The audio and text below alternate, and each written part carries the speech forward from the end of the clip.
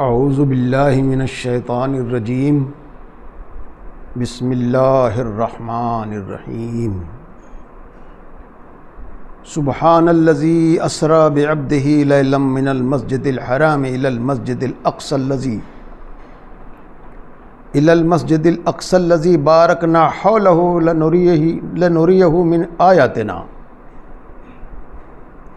انہ هو السمیع البصیر وآتینا موسیٰ الکتاب وجعلنا ھدی لبنی اسرائیل الا تتخذوا من دونی وکیلا ذریۃ من حملنا مع نوح انہ کان عبدا شکورا وقضینا الی بنی اسرائیل فی الکتاب لتفسدن فی الارض مرتین ولتعلن علوا کبیرا فإذا جاء وعد أولاهما بعثنا عليكم عبادا لنا أولي بأس شديد فجاسوا خلال الديار وكان وعدا مفعولا ثم رددنا لكم الكرة عليهم وأمددناكم بأموال وبنين وجعلناكم أكثر نفيرا إن أحسنتم أحسنتم لأنفسكم وإن أسأتم فلها فإذا جاء وعد الآخرة ليسوءوا وجوهكم وليدخلوا المسجد كما دخلوه أول مرة وليتبروا ما علوا تتبيرا عسى ربكم أن يرحمكم وإن عدتم عدنا وجعلنا جهنم للكافرين حصيرا صدق الله العظيم۔ اللہ کے نام سے جو بہت مہربان اور رحم فرمانے والا ہے۔ پاک ہے وہ جو لے گیا ایک رات اپنے بندے کو مسجد حرام سے دور کی اس مسجد تک جس کے ماحول کو اس نے برکت دی ہے تاکہ اسے اپنی کچھ نشانیوں کا مشاہدہ کرائے۔ حقیقت میں وہی سب کچھ سننے اور دیکھنے والا ہے۔ ہم نے اس سے پہلے موسیٰ کو کتاب دی تھی اور اسے بنی اسرائیل کے لیے ذریعہ ہدایت بنایا تھا، اس تاکید کے ساتھ کہ میرے سوا کسی کو اپنا وکیل نہ بنانا۔ تم ان لوگوں کی اولاد ہو جنہیں ہم نے نوح کے ساتھ کشتی پر سوار کیا تھا، اور نوح ایک شکر گزار بندہ تھا۔ پھر ہم نے اپنی کتاب میں بنی اسرائیل کو اس بات پر بھی متنبع کر دیا تھا کہ تم 2 مرتبہ زمین میں فساد عظیم برپا کرو گے اور بڑی سرکشی دکھاؤ گے۔ آخر کار جب ان میں سے پہلی سرکشی کا موقع پیش آیا تو اے بنی اسرائیل، ہم نے تمہارے مقابلے پر اپنے ایسے بندے اٹھائے جو نہایت زوراور تھے، اور وہ تمہارے ملک میں گھس کر ہر طرف پھیل گئے۔ یہ ایک وعدہ تھا جو پورا ہو کر ہی رہنا تھا۔ اس کے بعد ہم نے تمہیں ان پر غلبے کا موقع دیا اور تمہارے مال اور اولاد سے مدد دی اور تمہاری تعداد پہلے سے بڑھا دی۔ دیکھو، تم نے بھلائی کی تو وہ تمہارے اپنے ہی لیے بھلائی تھی، اور برائی کی تو وہ تمہاری اپنی ذات کے لیے برائی ثابت ہوئی۔ دیکھو، دوسرے وعدے کا وقت آیا تو ہم نے دوسرے دشمنوں کو تم پر مسلط کر دیا تاکہ وہ تمہارے چہرے بگاڑ دیں اور مسجد بیت المقدس میں اس طرح گھس جائیں جس طرح پہلے گھسے تھے، اور ہر چیز پر ان کا ہاتھ پڑے، اسے تباہ کر دے۔ ہو سکتا ہے کہ اب تمہارا رب تم پر رحم کرے، لیکن اگر تم نے پھر اپنی سابق روش کا اعادہ کیا تو ہم بھی پھر اپنی سزا کا اعادہ کریں گے۔ اور کافر نعمت لوگوں کے لیے ہم نے جہنم کو قید خانہ بنا رکھا ہے۔ صدق اللہ العظیم۔ بھائیو، یہ سورہ بنی اسرائیل کی 8 آیتیں میں نے آپ کے سامنے تلاوت کی، اور یہ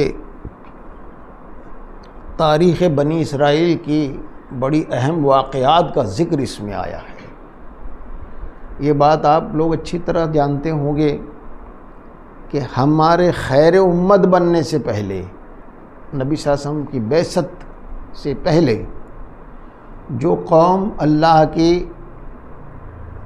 چنی ہوئی قوم تھی، اللہ کے دین کی علمبردار قوم تھی، جیسا کہ اللہ تعالیٰ کا یہ دستور رہا ہے دنیا میں کہ مختلف قوموں کو اللہ تعالیٰ منتخب کرتا رہا ہے دوسرے عوام کے لیے، تاکہ اللہ کی مرضی، اللہ کا دین اور اللہ کے رسول کے ذریعے سے ان تک پہنچتا رہے اور وہ اللہ کی مرضی پر عوام آتی رہے۔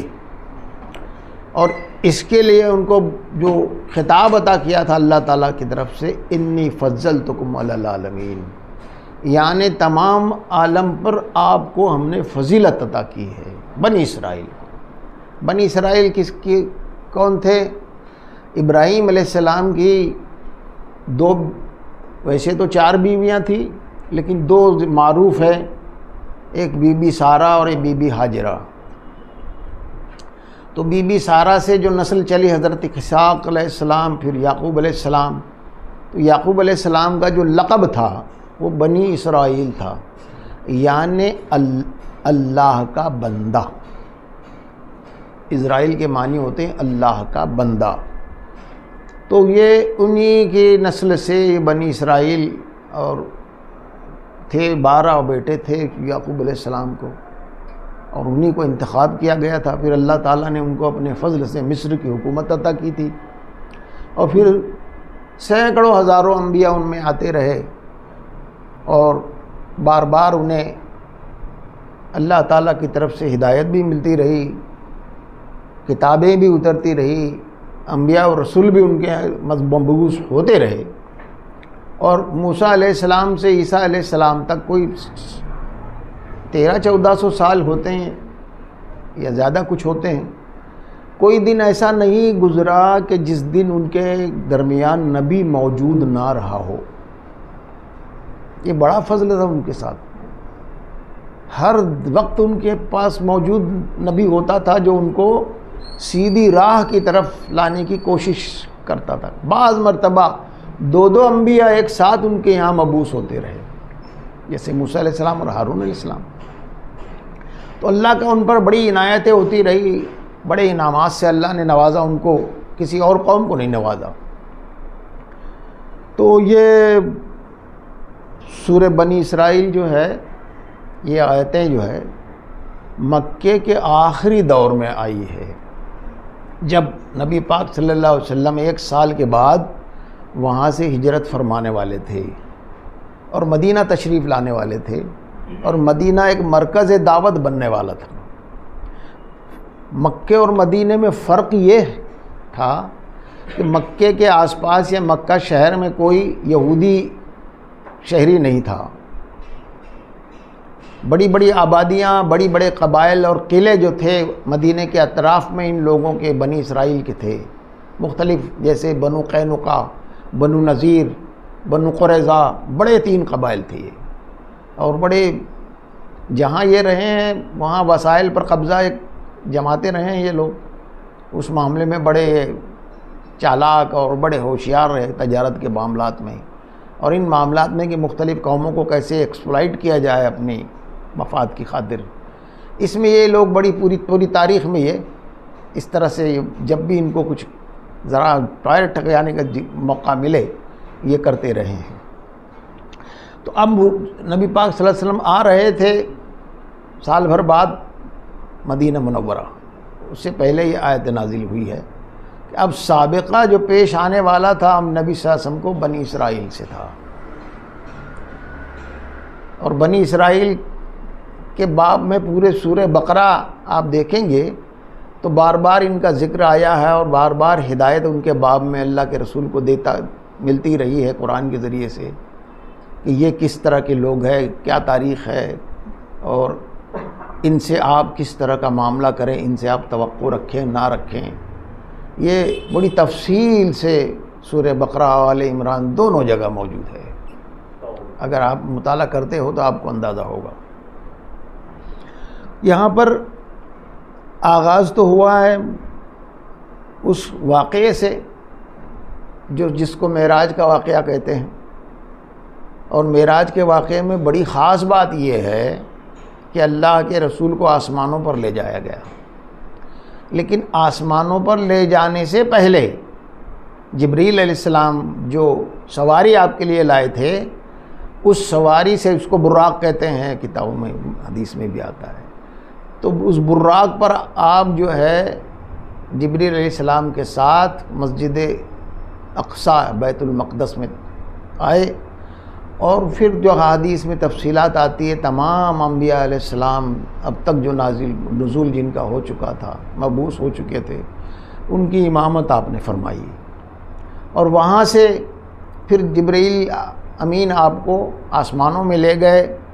اس کی کیا تفصیل ہے، کیسے آپ گئے، وہ ہمارے ادراک سے باہر کی ہے، ہماری فہم سے باہر کی تفصیل ہے، امور غیب سے اس کا تعلق ہے۔ اور پھر آپ کو مشاہدہ کرایا گیا، وہاں مختلف انبیاء سے آپ کی ملاقات ہوئی، ابراہیم علیہ السلام سے، عیسیٰ علیہ السلام سے، موسیٰ علیہ السلام سے، 5 وقت کی نمازیں وہیں سے فرض ہوئی اور وہ لے کر آپ آئے، اس کی بڑی تفصیل ہے۔ پھر اس کے جسٹ بعد جو آیتیں آ رہی ہے وہ یہ ہے کہ ہم نے اس سے پہلے، اس کتاب سے پہلے موسیٰ کو بھی کتاب دی تھی اور بنی اسرائیل کے لیے اس کو ہدایت کا ذریعہ بنایا تھا، اور اس میں یہ بات صاف لکھی تھی کہ اللہ کے سوا کسی کو اپنا وکیل نہ بناؤ۔ وکیل سے مطلب جس پر جو سہارا ہو اور جس پر توکل کیا جائے، اللہ کے سوا کسی پہ توکل نہ کرو، یہ بڑی خاص بات ہے۔ یہ جس زمانے میں یہ آیتیں اتری ہیں، اس زمانے میں پوری بنی اسرائیل قوم پارا پارا تھی، پوری دنیا میں ٹکڑوں ٹکڑوں میں بٹی ہوئی تھی۔ میں اس کا ذکر کروں گا جب دوسرے وہ آئے گا اس میں واقعات اس میں، تو پھر وہ 2000 سال تک اس وقت جو نکلے ہیں 67 عیسوی میں، وہاں سے جب یہ نکالے گئے ہیں یروشلم سے، تو ایک یہودی بھی یروشلم میں باقی نہیں بچا تھا۔ عیسائیوں نے، جو رومن امپائر ہے، اس نے اسلام کو، یہ عیسائیت قبول کر لی تھی، اور اس کے نتیجے میں پھر اس نے جو ہے ٹائٹس ایک بادشاہ اس وقت ہوا تھا، اس نے ان کے ساتھ بڑا ظلم کیا، بے پناہ ظلم ہوا، اور وہاں سے یہ پھر جدھر جس کے سینگ سمائے نکل کے چلے گئے، حتیٰ کہ ہندوستان اور میزورم تک میں ان کی نسلیں پائی گئی، اور یورپ میں کئی جگہ پھیل گئے، اسپین میں چلے گئے۔ عرب ممالک میں بڑے بڑے قبائل جو عالموں کے تھے، توریت کے عالم تھے، وہ لوگ آ کر وہاں بس گئے، اس لیے کہ وہ یہ جانتے تھے کہ آخری نبی جو مبعوث ہوگا اس کا ساتھ دے کر ہم پوری دنیا پر غالب آ جائیں گے۔ اس ارادے کے ساتھ وہ مدینہ، کہیں مبعوث ہو، مدینہ اس نبی کی ہجرت کا مقام ہے، یہ اپنے آسمانی علم کی بنیاد پر وہ جانتے تھے۔ اور وہاں جو مشرکین مکہ انصار تھے، ان سے وہ یہ کہتے بھی تھے کہ ابھی تو تمہاری تعداد بڑی ہے، تمہارے ہاتھ میں اقتدار ہے، لیکن جب وہ نبی یہاں مبعوث ہو کر آئے گا ہجرت کر کے، تو ہم اس کا ساتھ دے کے تمہارے مالک بن جائیں گے، اور ہم سے زیادہ طاقتور قوم دوسری دنیا میں نہیں ہوگی۔ اس خواب کو لے کر، اس ارادے کو لے کر، وہ چونکہ آسمانی علم تھا ان کو، وہ وہاں ڈیزرٹ میں انہوں نے اپنی بستیاں آباد کی تھی۔ تو پھر یہاں جو بتایا گیا ہے کہ تم ان لوگوں کی اولاد ہو جس کو نوح کے ساتھ ہم نے کشتی میں سوار کرایا تھا، اور نوح جو ہے وہ شکر گزار بندہ تھا، یاد دلایا جائے اور ہم کو پہلے ہی سے، نبی صلی اللہ علیہ وسلم کی بعثت سے پہلے ہی یہ بات کہی جا رہی ہے کہ ناشکری نہ کرنا اللہ کی۔ پھر حالانکہ تاریخ میں تو ہم بار بار نافرمانی کر چکے ہو، اب نہ کرنا۔ پھر آگے آ رہا ہے وَقَضَيْنَا إِلَىٰ بَنِي إِسْرَائِيلَ فِي الْكِتَابِ لَتُفْسِدُنَّ فِي الْأَرْضِ مَرَّتَيْنِ، ہم نے تمہیں کتاب میں پہلے ہی بتا دیا تھا کہ تم زمین میں 2 مرتبہ فساد کرو گے۔ کس کتاب میں بتا دیا تھا؟ بائبل میں پایا جاتا ہے آج بھی یہ آیتیں۔ داؤد علیہ السلام کی زبان سے اللہ تعالیٰ نے ان کو بتایا ہے کہ تم 2 مرتبہ زمین میں فساد کرو گے اور اللہ تعالیٰ تم کو ایسی ایسی اور ایسی سزا دے گا اور اس کے اعمال تمہارے ایسے ایسے ایسے ہو جائیں گے۔ یہ پہلے سے ان کو بتا دیا گیا تھا، اور اس میں صیغہ ماضی آیا ہے۔ آپ بائبل اگر دیکھیں گے تو صیغہ ماضی، تم نے ایسا کیا تو اللہ نے تمہارے ساتھ ایسا کیا، تم نے ایسا کیا تو پھر اللہ نے تمہارے ساتھ ایسا کیا۔ ابھی ہوا نہیں ہے، ابھی یہ واقعہ ہوا نہیں تھا کہ داؤد علیہ السلام نے اس انداز سے آیتیں اتری داؤد علیہ السلام پر کہ دیکھو بنی اسرائیل تم 2 مرتبہ فساد کرو گے، پھر ہم نے ایسا کیا تمہارے ساتھ، تم ایسے ہو گئے تھے، پھر تمہارے ساتھ یہ ہوا، پھر ایک مشرک بادشاہ آیا، تمہاری اینٹ سے اینٹ بجا دی، تمہاری عورتوں کو غلام بنا لیا، تمہارے مردوں کو رسیوں میں باندھ کر غلامی کی زندگیوں پر ڈال دیا اور خالی کرا لیا یروشلم کو۔ یہ کس طرح پاسٹ کے اس میں بیان ہوا ہے۔ پاسٹ میں جب کوئی بات اللہ تعالیٰ بیان کرتا ہے جبکہ وہ مستقبل میں ہونے والی ہو تو اس میں بہت زیادہ یقین ہوتا ہے، گویا کہ وہ ہو چکا۔ ہم کسی بات کو کہتے ہیں نا کہ دیکھو ایسا ایسا ہونے والا ہے، کوئی تردید کرے وہ سمجھو ہو گیا، اس انداز سے بات ہوتی ہے۔ تو یہ ان سے بات کہی جا رہی ہے۔ یہ آیتوں کا انتخاب اس لیے کیا گیا ہے کہ اس وقت امت مسلمہ جو ہے بنی اسرائیل، قوم بنی اسرائیل کے مقابلے میں بڑی ہزیمت اٹھا رہی ہے، اور قریب 45,000 ایک سال میں، 1 سال ہو چکے ہیں جنگ کو، 45,000 مرد، خواتین، بچے، بوڑھے، ان کا قتل عام ہو چکا ہے، 45,000۔ تو یہ آیتیں اس کی طرف ہمیں رہنمائی کرتی ہے کہ ایسا ہوگا۔ یہ ہمارے لیے بھی نبی صلی اللہ علیہ وسلم نے بتا دیا تھا کہ تمہارے ساتھ کیا ہونے والا ہے۔ جیسا داؤد علیہ السلام نے بتا دیا تھا ان کو کہ تمہارے ساتھ کیا ہونے والا ہے، ایسے نبی صلی اللہ علیہ وسلم نے بھی ہم کو بتا دیا ہے کہ تمہارے ساتھ کیا ہونے والا ہے۔ اس کی تفصیل میں بتاتا ہوں آپ۔ فَإِذَا جَاءَ وَعْدُ أُولَاهُمَا بَعَثْنَا عَلَيْكُمْ عِبَادًا لَّنَا أُولِي بَأْسٍ شَدِيدٍ فَجَاسُوا خِلَالَ الدِّيَارِ وَكَانَ وَعْدًا مَفْعُولًا۔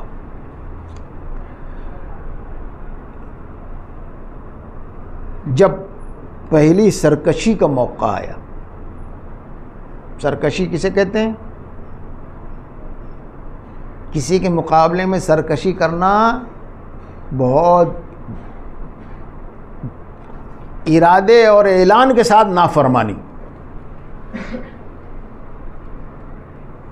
ارادے اور اعلان کے ساتھ نافرمانی کرنے کو سرکشی کہتے ہیں۔ لاپرواہی کر دینا، یعنی اللہ کی ذات سے بغاوت ان لوگوں نے کر دی تھی۔ تو اللہ تعالیٰ نے وہی بات کہی ہے، جب تمہاری پہلی سرکشی کا موقع آیا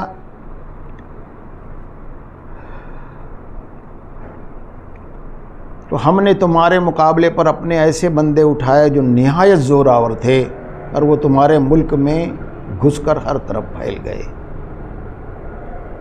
یہ وعدہ تھا جسے پورا کرنا تھا، اور پھر ہم نے اس کے بعد تمہیں غلبے کا موقع دیا اور تمہاری مال اولاد سے مدد کی، اور دیکھو تم نے اچھا عمل کیا تو اس کا نتیجہ اچھا نکلا، برا عمل کیا تو اس کا نتیجہ برا نکلا۔ یہ واقعہ ہے 700 قبل مسیح کا، قبل مسیح کا 700۔ بابل کا ایک بادشاہ تھا بخت نصر، وہ یروشلم میں حملہ آور ہوا اور اس نے جو ہے تباہی مچا دی پورے آس پاس سے لے کے پورے علاقے میں۔ بری طرح سے تباہ ہوئے، اور وہ بیت المقدس جو ہے اس کو اینٹ سے اینٹ بجا دی، یعنی پورا زمین جس طرح بابری مسجد بھوئی سپاٹ ہو گئی تھی اس طرح بیت المقدس کو بھی صاف کر دیا۔ بائبل جتنی تھی سب کو اکٹھا کر کے جلا دیا، کوئی نسخہ بائبل کا باقی نہیں رکھا۔ 2 لاکھ کے قریب عورتیں بچے ان کو لے جا کر فوجیوں میں بانٹ دیے گئے، اور ان کو لے جا کر جو ہے رسیوں میں باندھ کر مختلف کانوں میں اور جس کو کہتے ہیں نا بندھوا مزدوری میں لگا دیا گیا اور ویران کر دیا۔ یہ تاریخ ہے، ویران کر دیا گیا۔ بائبل میں بڑی ڈیٹیل تفصیل آتی ہے اس کی، قرآن میں بریف سے آیا ہے، اس لیے کہ ان کو معلوم تھی تفصیل، جن سے آیت مخاطب ہو رہی ہے ان کو تفصیل معلوم تھی، اور قرآن نے اس کو ان بالکل بریف میں بتایا ہے۔ تو یہ ہوا ان کے ساتھ۔ اس کے بعد جو ہے یہ قریب 70-72 سال تک غلامی کی زندگی بابل میں بسر کرتے رہے مختلف علاقوں میں، اور پھر انہوں نے توبہ کرتے رہے، بار بار اجتماعی توبہ کی، اللہ تعالیٰ سے گڑ گڑائے اور اللہ کی شریعت پر قائم ہوئے۔ سرکشی میں ایک سب سے بنیادی چیز جو آتی ہے اللہ کی کتابوں میں، وہ یہ ہے کہ اللہ کی شریعت سے بالکل عملاً بے پرواہ ہو جانے کا نام سرکشی ہے۔ یعنی شریعت کا کوئی پاس ہی نہ ہو، وہ اللہ کی مرضی ہے، وہ اللہ کا حکم ہے، لیکن اگر اس کا کوئی پاس نہ ہو اور اس سے جو قومیں شریعت حامل شریعت ہوتی ہے اس سے بے پرواہ ہو جائیں تو پھر ایسا ہوتا ہے جو ان کے ساتھ ہوا تھا۔ اس کی روشنی میں، ان اصولوں کی روشنی میں آج ہم اپنا جائزہ لے سکتے ہیں۔ تو 70 سال تک کے اس سے کچھ زائد یہ بہت گڑ گڑاتے رہے، روتے رہے۔ پھر ایک ایران کا بادشاہ تھا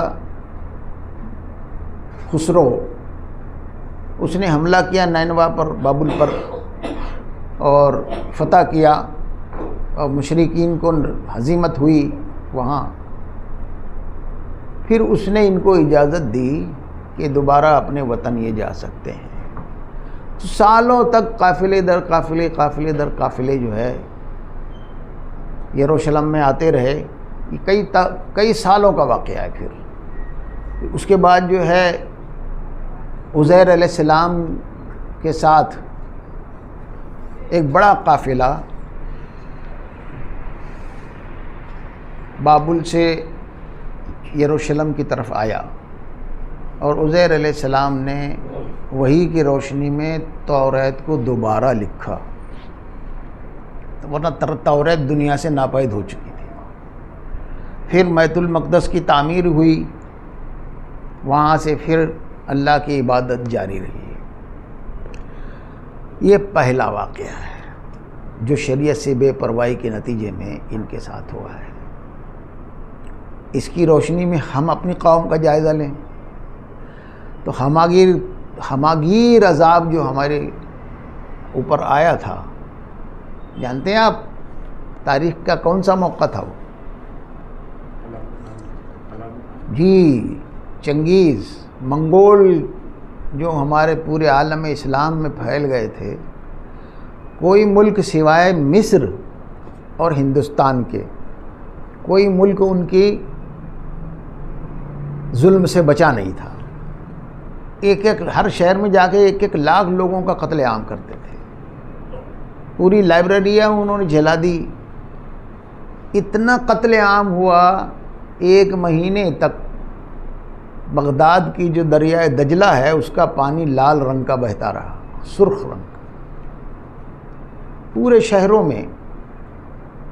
اور اس وقت ایسا لگ رہا تھا کہ اب مسلمان قوم کبھی زندہ نہیں ہو سکتی، ابھر نہیں سکتی۔ اور کوئی ملک ایسا نہیں تھا کوئی جیالہ ایسا نہیں تھا جو ان کا مقابلہ کر لیتا. صرف یہ لوگ دمشق میں داخل ہونے چاہتے تھے تو امام ابن تیمیہ رحمۃ اللہ علیہ نے فوج کی قیادت کی. رمضان کا زمانہ تھا اور انہوں نے گھوڑے پر کھڑے رہ کر روزے کو توڑا اور لوگوں سے کہا کہ روزے کو افطار کر لو. اور پھر جو ہے بادشاہ خوف زدہ تھا، مصر کا نہیں آ رہا تھا. انہوں نے ہمت کی اور اس کو گھسیٹ کے لایا گیا بادشاہ کو. اور امام ابن تیمیہ کی قیادت میں پھر اللہ تعالیٰ نے فتح نصیب کی. ادھر اس طرف کو ہندوستان بھی بچا ہوا تھا، تو التمش کے زمانے سے لے کر تو تغلق کے زمانے تک بار بار ان کے حملے ہوتے رہے، لیکن ہندوستانی بادشاہ جو تھے وہ ان کا مقابلہ کر کے ان کو بھگاتے رہے ہیں. کبھی وہ اندر داخل نہیں ہو سکے ہندوستان میں، دریائے سندھ کے اس پار وہ کبھی نہیں آ سکے. پھر بعد میں وہ لوگوں نے خود اسلام قبول کر لیا. اس زمانے اس پورے پیریڈ میں مسلمانوں کو اپنے آپ کو کریکٹ کرنے کے لیے، اپنی اصلاح کرنے کے لیے وقت ملا، اور خاص طور سے علماء کرام نے جو ہے دعوتی کام کا آغاز کیا. اور ان کے دربار میں، چنگیز کی اولاد کے درباروں میں عیسائیوں اور مسلمان علماء کے مناظرے بھی ہوتے رہے. اور وہ پھر ہلاکو خان کا جو پوتا تھا اس نے اسلام قبول کیا. آہستہ آہستہ آہستہ وہ سارے لوگ مسلمان ہو گئے. تو یہ پہلا فساد ہمارے یہاں ہوا جیسا کہ بنی اسرائیل کے ساتھ یہاں ہوا تھا. بخت نصر اندر گھس گیا تھا اور جو تباہی اس نے مچائی تھی، اس سے زیادہ تباہی ہلاکو اور چنگیز نے مچائی ہے، جتنی بخت نصر نے نہیں مچائی تھی. ہلاکو اور چنگیز نے اس سے زیادہ تباہی مچائی ہے. پورے عالم اسلام یعنی مسلمانوں کا کوئی امید نہیں کی جا سکتی کہ دوبارہ ابھریں گے. انہوں نے اسلام قبول کیا. پھر جو ہے ترکوں کی نسل انہی سے تھی. ترکوں نے پھر خلافت قائم کی، وہی چنگیز کی نسلوں سے ہی تھے یہ لوگ. اور پھر جو ہے وہ غلبہ، ان کو دنیا میں غلبہ نصیب ہوا. جیسے ان کے ساتھ اللہ تعالیٰ فرما رہا ہے کہ تم فی ان احسنتم احسنتم لانفسکم، جب تم اچھے ہو گئے تو تمہارے اپنے ہی لیے اچھے ہوئے، اور تم جب برے تھے تو تمہارے اپنے ہی لیے برے تھے. تو اس کا نتیجہ بھی تم نے دیکھ لیا. تو ایک واقعہ اس نوعیت کا ہمارے ساتھ ہو چکا ہے. اب دوسرا واقعے کا آغاز ہوا ہے. اس وقت جو ہے دوسرے واقعے کا آغاز ہوا ہے. دوسرا واقعہ کیا ہے وہ میں بتا دیتا ہوں.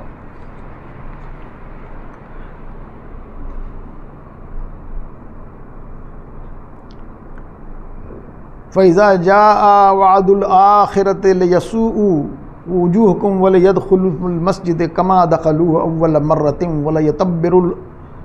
وَلَيُتَبِّرُوا وَمَا عَلَوْا تَتْبِيرًا عَسَىٰ رَبُّكُمْ أَنْ يَرْحَمَكُمْ وَإِنْ عُدْتُمْ عُدْنَا وَجَعَلْنَا لِلْكَافِرِينَ حَصِيرًا. اور جب دوسرے وعدے کا وقت آیا تو ہم نے دوسرے دشمنوں کو تم پر مسلط کر دیا،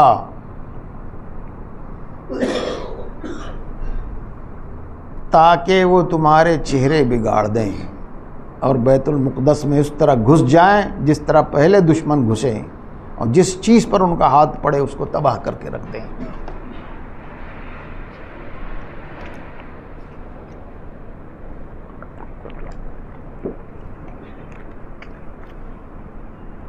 یہ واقعہ اس طرح کا ہے کہ آخری نبی ان کے یہاں جو مبعوث ہوئے سیدنا عیسیٰ علیہ الصلوۃ والسلام، ان سے پہلے زکریا علیہ السلام بھی رہے، یحییٰ علیہ السلام بھی رہے. تینوں کے ساتھ انہوں نے نافرمانی کی. زکریا علیہ السلام کو محراب میں شہید کیا گیا، اور یحییٰ علیہ السلام اس پھانسی سولی پر چڑھایا، گردن کاٹی گئی. انہی کی کارستانیوں کے نتیجے میں. اور عیسیٰ علیہ الصلوۃ والسلام کے ساتھ انہوں نے اتنا برا سلوک کیا کہ سولی تک پہنچا دیا. ان کی خواہش تھی کہ انہیں سولی تک پہنچایا جائے۔ آپ اندازہ لگائیے، وہاں کا جو مشرک بادشاہ تھا اس نے ان کے سامنے دو باتیں رکھی تھی کہ یحییٰ علیہ السلام، دو لوگوں کو قتل کرنا ہے مجھے ان کے جرم کی سزاؤں میں آج کا دن۔ ایک تو بہت مشہور ڈاکو ہے، اور ایک جو ہے وہ تمہاری بنی اسرائیل سے یحییٰ علیہ السلام۔ تو تم کیا چاہتے ہو، کس کو قتل کیا جائے؟ تو انہوں نے باصرار یہ کہا کہ اس کو قتل کر دو، یحییٰ علیہ السلام، نعوذ باللہ من ذالک، اور یحییٰ علیہ السلام کو قتل کروا دیا۔ پھر اس کے بعد جو ہے سیدنا عیسیٰ علیہ السلام مسلسل ان میں تبلیغ کرتے رہے۔ اس کی بڑی تفصیلات ہے، ان کو کس طرح سے تکلیفیں ہوئی، کس طرح آپ دیکھیں گے نیو ٹیسٹمنٹ میں اس میں تفصیل آتی ہے پوری، اور جانتے تھے معجزانہ طور پر عیسیٰ علیہ السلام ان کے سامنے پیدا ہوئے، اور گہوارے ہی میں تھے، چند دن کے بھی نہیں تھے کہ اپنی زبان سے عیسیٰ علیہ السلام نے کہا میں اللہ کا نبی ہوں اور اللہ کا بندہ ہوں، اور مجھ پر کتاب نازل ہوئی ہے۔ یہ تین الفاظ جو ہے اس ایک دو دن کے بچے نے کہے ہیں بلند آواز کے ساتھ، انہوں نے سنا ہے۔ اس کے باوجود انہوں نے مریم علیہ السلام پر نعوذ باللہ من ذالک زنا کی تہمت لگائی، اور عیسیٰ علیہ السلام کو زنا کے نتیجے میں پیدا ہوئے یہ کہا ہے انہوں نے۔ اب بھی ان کی یہی رائے ہے، جس کے نتیجے میں پوپ اور عیسائی ان کو، جب ان کا غلامی کا زمانہ آیا تو ہر یہودی کے گلے میں یہ ایک پٹی لگی رہتی تھی، اور لگانا ضروری تھا کہ ہم عیسیٰ علیہ السلام کے قاتل ہے۔ یورپ کے سارے شہروں میں یہ لوگ بکھرے ہوئے تھے، اور یہی ان کے ساتھ ضروری تھا پہچان کے لیے کہ ہم عیسیٰ علیہ السلام کے قاتل ہیں۔ تو یہ دوسرا واقعہ، عیسیٰ علیہ السلام کو جب سولی پر پہنچا دیا گیا تو اللہ تعالیٰ نے انہیں آسمانوں میں اٹھا لیا۔ اس کے 67 سال کے بعد، 67 ایئرس یا 65 سال کے بعد، رومن امپائر نے عیسائیت کو قبول کر لیا، اور بادشاہ وہاں کا جو ٹائٹس تھا اس نے پھر یروشلم میں فوج داخل کی، اور وہ واقعہ ہوا جو دنیا کی تاریخ کا بہت اہم واقعہ ہے۔ زبردست قتل عام ہوا، 6 لاکھ آدمی، عورتیں جو تھیں وہ سب فوجیوں میں بانٹ دی گئی، اور ان کے جو قیدی تھے ان کو جیلوں میں ٹھونسا گیا۔ اور اس زمانے میں رومن امپائر نے اگرچہ کہ عیسائیت قبول کر لی تھی، لیکن ان کا انداز حکومت عجیب و غریب تھا۔ ان کے بادشاہ اور ان کے روسا جو ہے شیر کو بھوکا رکھتے تھے کئی روز تک، اور پھر پنجرہ کھول کے میدان میں داخل کرتے تھے، اور ایک انسان کو پھینکتے تھے اس کی طرف، وہ اس سے جدوجہد کرتا تھا اپنی جان بچانے کے لیے، اس سے لطف اندوز وہ ہوتے تھے۔ تو ان کے جو قیدی تھے اس کھیل میں ان کا استعمال ہوتا رہا، اس کھیل میں سے یہ استعمال ان کا ہوتا رہا۔ یہ کون سی قوم تھی، کون لوگ ہیں یہ؟ انی فضلتکم علی العالمین، اللہ تعالیٰ نے جن کو پورے عالم میں چنا ہوا تھا، اور فضل ان پر اللہ تعالیٰ کا تھا، جو نبیوں کی اولاد تھے ان کے ساتھ یہ ہوا۔ پھر یہ جدھر ان کا سینگ سمایا نکل گئے، جیسے میں نے بتایا اس سے پہلے آپ کو کہ میزورم میں تک آ گئے تھے، 3000 آدمی میزورم سے لے جائے گئے تھے آج سے 25 سال پہلے۔ کوکن میں بہت سارے لوگ ان کے تھے جب کوکنی زبان بولتے تھے۔ ہندوستان سے بہت سارے یہودی مائیگریٹ ہوئے ہیں، بہت سارے ان کے جو مسجد یعنی سیناگوگ ہے وہ ویران پڑی ہوئی ہے، اور وہاں پولیس کا پہرا رہتا ہے۔ بمبئی میں جتنی بھی ان کی عبادت گاہیں ہیں، کافی لوگ تھے بمبئی میں بھی، وہ سب چلے گئے ہیں۔ کوئی یہودی اکا دکا کوئی ہوگا، باقی تو باقی ہے، ورنہ سب چلے گئے ہیں۔ پوری دنیا سے سمٹ کر یہ اب اسرائیل میں جمع ہوئے ہیں۔ تو یہ دو واقعات ان کی تاریخ کے بڑے نمایاں ہیں جو اللہ تعالیٰ نے اپنی زبور میں بھی پہلے بتا دیا تھا اور قرآن میں اس کا ذکر ان آیتوں میں آتا ہے۔ اور یہ جو ان کے ساتھ معاملہ پیش آیا، یہ کوئی اللہ کی خواہش اور اللہ کا ارادہ نہیں تھا، بلکہ اللہ تعالیٰ کی جو سنت ہے قوموں کے باب میں، اس کے جو فطری قانون اللہ نے بنا رکھا ہے اس کے تحت قومیں آ جاتی ہے، اور وہی پھر ہر قوم کے ساتھ ہوتا ہے جو بنی اسرائیل کے ساتھ ہوا ہے۔ اب پچھلے 1500 سال سے تو ہم خیر امت کی منصب پر فائز ہیں، ہمارے ساتھ جو معاملہ ہونے والا ہے وہ نبی پاک صلی اللہ علیہ وسلم نے یہی بتایا ہے کہ تم بنی اسرائیل کی ایسی پیروی کرو گے جیسے ایک فرمے سے دوسرا جوتا بنایا جاتا ہے، ٹھیک ٹھیک ایسی پیروی کرو گے، تمہارے اندر وہ ساری برائیاں آ جائیں گی جو بنی اسرائیل میں تھی، انہی کی طرح تم نافرمان ہو جاؤ گے، انہی کی طرح تم لوگ جو ہے شریعت سے بغاوت کر دو گے، انہی کی طرح تم جو ہے مشرکین کے اعمال اختیار کر لو گے، انہی کی طرح تمہارے اندر شرک گھس پڑے گا، انہی کے اندر تعیشات میں مبتلا ہو جاؤ گے، اور یہ غفلت کی زندگی جو ہے اس کے نتیجے میں پھر وہی ہوگا جو اللہ کا قانون فطرت ہے، اس میں اللہ فطرت کو تبدیل نہیں کرتا۔ تو اس دور کے بارے میں جو باب الفتنہ ہے احادیث میں، اس میں پوری احادیث اکٹھی کر دی گئی ہے، صحیح ترین احادیث اکٹھی کر دی گئی۔ اس میں نبی پاک صلی اللہ علیہ وسلم نے فرمایا ہے کہ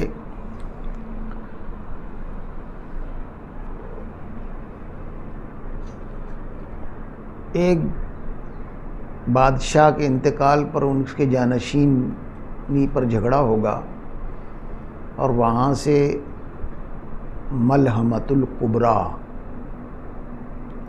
بڑی جنگ کا آغاز ہو جائے گا۔ ابھی یہ تو تمہید چل رہی ہے جو اس وقت آپ دیکھ رہے ہیں۔ اس وقت جو ہے اگر صحیح آپ دیکھیں تو اسرائیل اور جو مختلف مجاہدین کے گروپ ہے وہ لڑ رہے ہیں، ایسا نہیں ہے، بلکہ پورا یورپ، امریکہ اور مجاہدین جو ہے وہ آپس میں لڑ رہے ہیں۔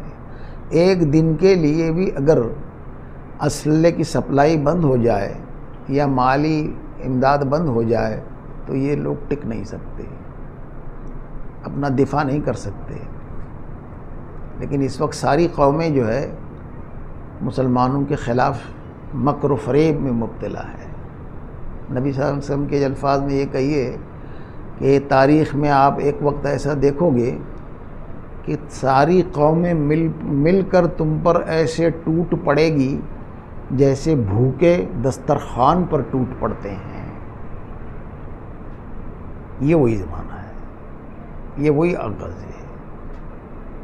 تمہاری دوسری حدیث میں آتا ہے کہ تمہاری اتنی لاشیں گریں گی زمین پر کہ پرندے کو اڑتا ہوا پرندہ ہوگا، اس کو اترنے کے لیے کوئی جگہ نہیں ہوگی، وہ جگہ کے تلاش میں اڑتا چلا جائے گا، لیکن جب تھک کر اس کے پر ٹوٹ کر وہ گرے گا تو لاش پر ہی گرے گا۔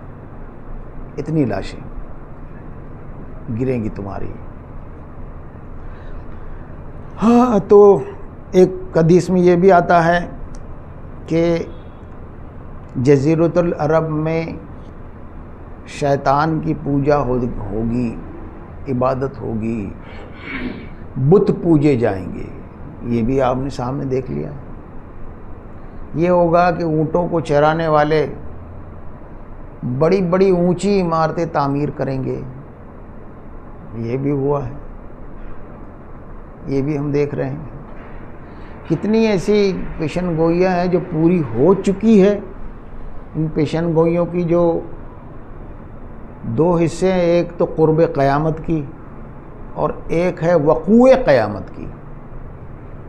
وقوع قیامت میں جو معاملہ ہوگا قرب قیامت سے قریب قریب، تمام ممالک اسلامیہ جو ہے ان کے قبضے میں چلے جائیں گے، ان کے وسائل ان کے پاس چلے جائیں گے۔ اس وقت تو اس عرصے دراز سے ایسا مسئلہ ہے اسلام کے آغاز سے لے کر آج تک کہ دنیا کا جو اہم ترین جغرافیکل علاقہ ہے وہ مسلمانوں کے قبضے میں ہے، سمندر کی 2 شاہراہیں مسلمانوں کے قبضے میں ہے۔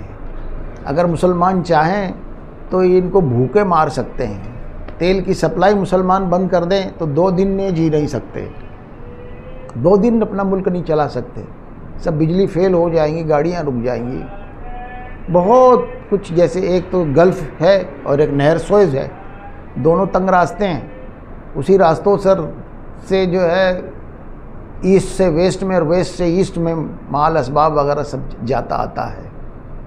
تو یہ علاقہ جو ہے ان کی نظر میں بہت قیمتی علاقہ ہے، اور انہیں یہ خطرہ ہے کہ یہ سویا ہوا شیر اگر پھر جاگ گیا تو ہمارے لیے تباہی ہے، ہمارے لیے تباہی ہے۔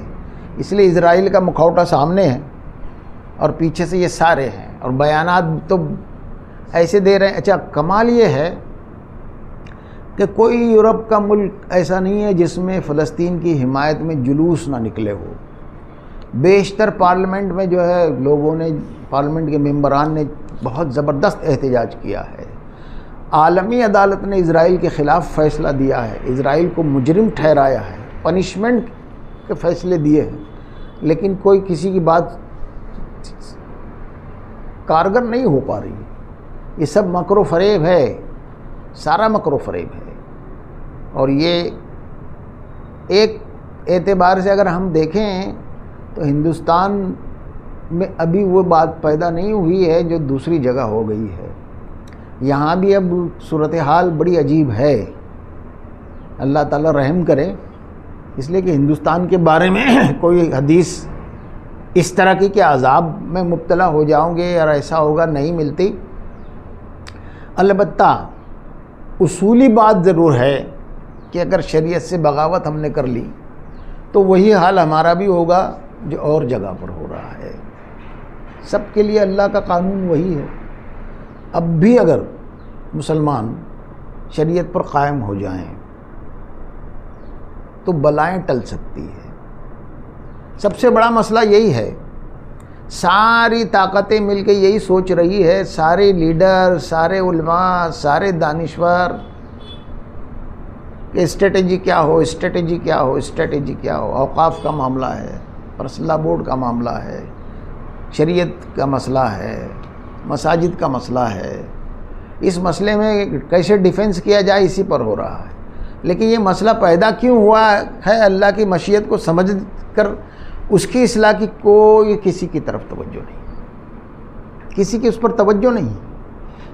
آپ دیکھیں گے شریعت کے مداخلت کا جو مسئلہ تھا گورنمنٹ کا، اس میں لاکھوں لاکھوں کے جلوس بھی نکلے، لاکھوں لاکھوں کے جلسے بھی ہوئے، لیکن سینکڑوں جلسے ہوئے، ایک نہیں سینکڑوں، ہر شہر میں ہوئے ہیں، لیکن کسی جلسے میں یہ نہیں ہوا کہ اسٹیج سے بھی علماء کرام کھڑے ہوں اور عوام سے کو بھی کھڑا کریں اور ہاتھ اٹھائے اللہ تعالیٰ سے وعدہ کرے کہ آج سے ہم شریعت پر عمل کریں گے، اپنی بیٹیوں کو اور بہنوں کو وراثت دیں گے، اور شادی بیاہ میں اللہ اور رسول کی شریعت کا مذاق نہیں اڑائیں گے، اسراف نہیں کریں گے۔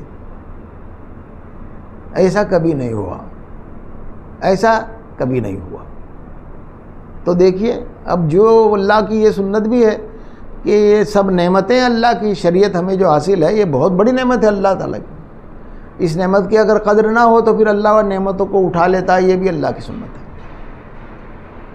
اوقاف کا مسئلہ آپ دیکھیے، اس وقت جو ہے گورنمنٹ اس طرح کی ہے کہ ہر گوشے میں تلاش کر رہی کہ کہاں سے خون چوسا جائے، تو خون کی پیاسی ہے، کس جگہ سے کس طرح سے خون حاصل کیا جائے۔ تو مسلمانوں کے اوقاف پر نظر پڑی ہے اور اس کے خلاف جو ہے وہ تیاریاں ہو رہی ہے، اس کے لیے چیڑی چوٹی کا زور لگایا گیا ہے۔ اوقاف کی آمدنی ایک زمانہ تھا کہ پورے ملک کی مجموعی یعنی تیسرے نمبر کی آمدنی ہو، اماؤنٹ تھا اس دوسرے نمبر، تیسرے نمبر کا، اب بھی دوسرے نمبر کا تھا، اب تیسرے نمبر کا ہو گیا ہے۔ یہ تیسرے نمبر کا کیوں ہو گیا ہے؟ دوسرے کا تھا تو اوقاف کے ساتھ مسلمانوں نے کیا کیا؟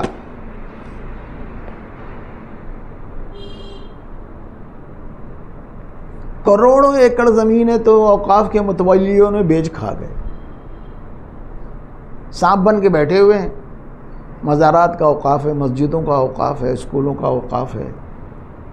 مہاراشٹر میں اتنا زیادہ وقف ہے کہ ایک الگ سے منسٹری اس کی رہتی ہے، اور کہاں پورے ہندوستان میں اوقاف کی زمینیں ہیں، ان کے پراپرٹیز ہے۔ اگر وہ ڈھنگ سے ہو تو اس کی آمدنیاں اتنی ہو کہ سارے مسلمانوں کے تعلیمی مسئلے حل ہو سکتے ہیں۔ اوقاف کے ساتھ خود مسلمانوں نے کیا کیا ہے؟ سازشیں کر کے بیچ دیا ہے۔ یہ جو امبانی کی ٹاور بنا ہوا ہے نا کیمپس کارنر پہ، یہ مسلمانوں کے اوقاف کی زمین ہے، کھوجا ٹرسٹ کی زمین ہے وہ، اور انہوں نے الٹا سیدھا کام کر کے اس کو بیچ ڈالا ہے۔ کتنے ایسے میں ذاتی طور پر جانتا ہوں جو متولی تھے، چلے آ رہے تھے، انہوں نے اپنے ذاتی نام پر ٹرانسفر کر لی ہے کتنی زمینیں، اس میں متولیوں کے خاندان میں مقدمہ بازی ہے۔ اوقاف کے ساتھ ہم نے کیا کیا؟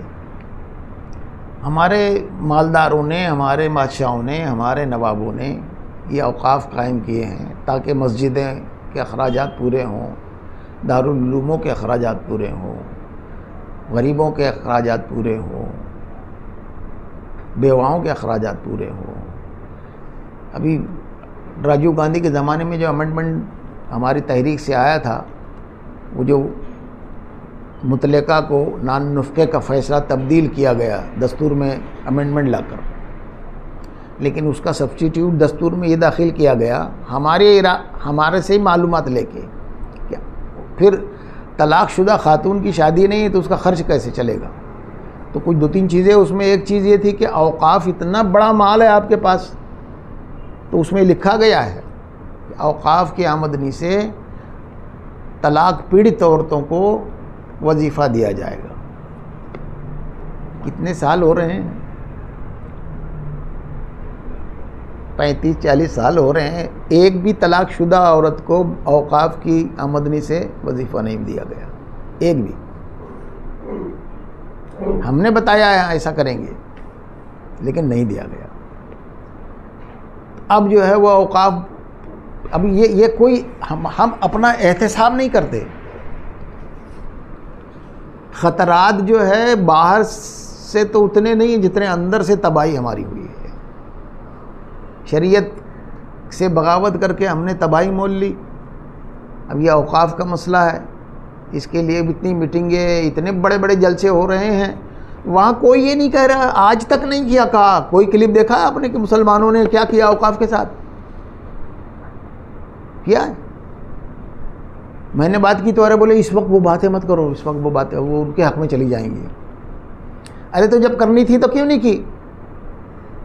اور اب اس کے کیا پلان ہے آپ کا؟ اب آپ کا کیا؟ ایک اوقاف کی ایک بنگلور میں ایک کانفرنس ہوئی تھی، وہ بھی ایسے ہی ہو کے رہ گئی، اس کی بھی کوئی۔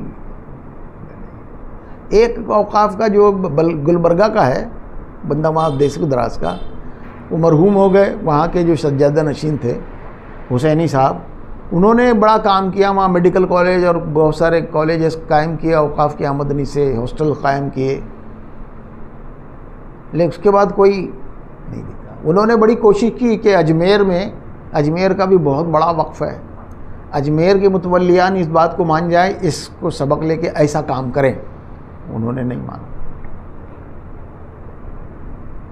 تو یہ صورتحال ہماری کیوں ہو رہی ہے؟ ابھی جو ہے باب الفتن میں جو بات آتی ہے، وہ فیض کا آغاز ہو چکا ہے، قرب قیامت کا جو آخری پیریڈ کا آغاز ہو چکا ہے۔ اب ہم کو اچھی خبر نہیں ملنے والی، یہ اللہ کی مشیت ہے، اس کو پورا ہونا ہے، اچھی خبر نہیں ملنے والی ہے۔ ہندوستان میں تو ہم مجبور ہے، دوسری جگہ سے لوگ مال بھی بھیج رہے ہیں، کچھ افراد بھی وہاں گئے ہیں مسلم ممالک سے، لیکن صورتحال اچھی نہیں ہے، صورتحال اچھی نہیں ہے۔ البتہ یہ بات ضرور ہے کہ وہاں جو لوگ ہیں مجاہدین، ان کے حوصلے پہاڑ سے بھی زیادہ طاقت بلند ہے، پہاڑ سے زیادہ بلند حوصلے ہیں ان کے۔ حضرت ام سلمہ رضی اللہ تعالیٰ عنہ کی حدیث یہ ہے کہ نبی صلی اللہ علیہ وسلم نے فرمایا کہ میری امت کا ایک طبقہ قیامت تک جہاد کرتا رہے گا۔ حضرت ام سلمہ فرماتی ہے میں نے پوچھا اللہ کے رسول وہ کہاں ہوگا؟ تو کہا کہ شام میں۔ شام سے مراد فلسطین اس وقت شام کے علاقے میں تھا، تو بالکل واضح نشانی ہے۔ انہوں نے جو مثال پیش کی ہے جان اللہ کے لیے جان دینے کی، واقعہ یہ ہے کہ آج کے دور میں حیرت انگیز ہے۔ ماؤں کے شیرخوار بچے بھی شہید ہو جاتے ہیں، مائیں شکر ادا کرتی ہے، اللہ تیرا شکر ہے میرے بچے کو تو نے قبول کر لیا۔ کسی کے چار بیٹے شہید ہوئے، وہ بھی بولتے ہیں اللہ کا بڑا احسان ہے کہ میرے بیٹوں کو تو نے کو قبول کر لیا۔ مسجد اقصیٰ کے ایک امام آئے تھے، سبیل صاحب، یہاں نہیں کیا شام، وہ یہاں آئے تھے، ان کے 3 بیٹے شہید ہو چکے ہیں۔ تو مسجد میں کرلا کی مسجد میں تقریر کرتے ہوئے انہوں نے کہا کہ ہمارے عیسائیوں کے ایک نوجوان نے کہا، وہاں سب لوگ موجود تھے، کہ آپ کے تو اب کتنے بچے ہیں؟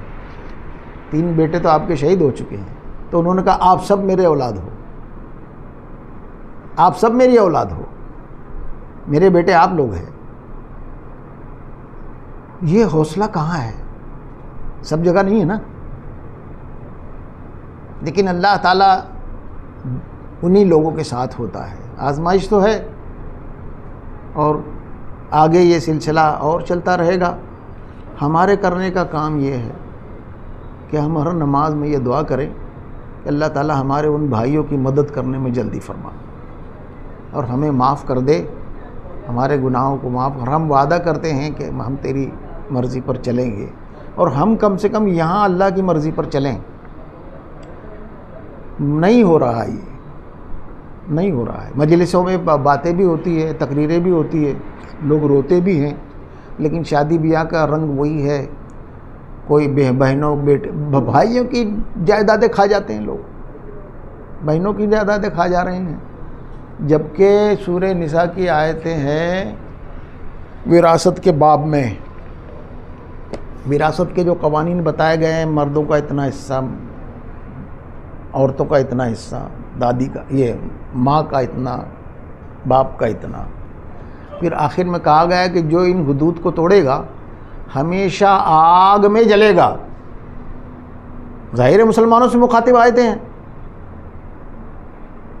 شریعت مسلمانوں کی ہے نا، مسلمانوں سے مخاطب آیتیں ہیں۔ کہا جا رہا ہے کہ ہمیشہ آگ میں جلے گا، یعنی اس کو جہنم سے نکلنے کا کوئی امید ہی نہیں اب، جو اگر بہنوں کی اور بیٹیوں کی وراثت کھا جائے۔ اتنی سخت وعید ہے، اس کے باوجود نہیں۔ بڑے بڑے علماء کرام بھی نہیں دیتے، اللہ رحم کرے۔ تو بہت کچھ باتیں اور ہے، تاریخ کی تفصیل، لیکن اب کم سے کم وہ تو کریں کہ تاتاری فتنے کے بعد برسوں قتل عام ہوتا رہا، اور ہمارے صالح عنصر نے جو ہے اپنا احتساب کیا، اور پھر انہی میں دعوتی کام کیا، اور اللہ نے انہیں توفیق دی ہے۔ یورشا تاتار کے افسانے سے پاسباں مل گئے کعبے کو صنم خانے سے۔ تو سب سے پہلی بات تو یہ ہے کہ ہماری یہاں شریعت سے بغاوت ایک چیز ہے۔ اب یہ ہے کہ اللہ تعالیٰ ہمیں توفیق عطا فرمائے، کم سے کم فرد کی سطح پر ہم اپنا احتساب کر لیں، اور اللہ سے اپنی تنہائی میں وعدہ کرے کہ میں اپنی بہنوں بیٹیوں کو وراثت دوں گا، اور میں شادی بیاہ میں اللہ اور رسول کی مرضی کا خیال رکھوں گا، نماز کی پابندی کروں گا، اپنی اولاد کو دین سکھاؤں گا۔ دین سکھائیے اپنی اولاد کو۔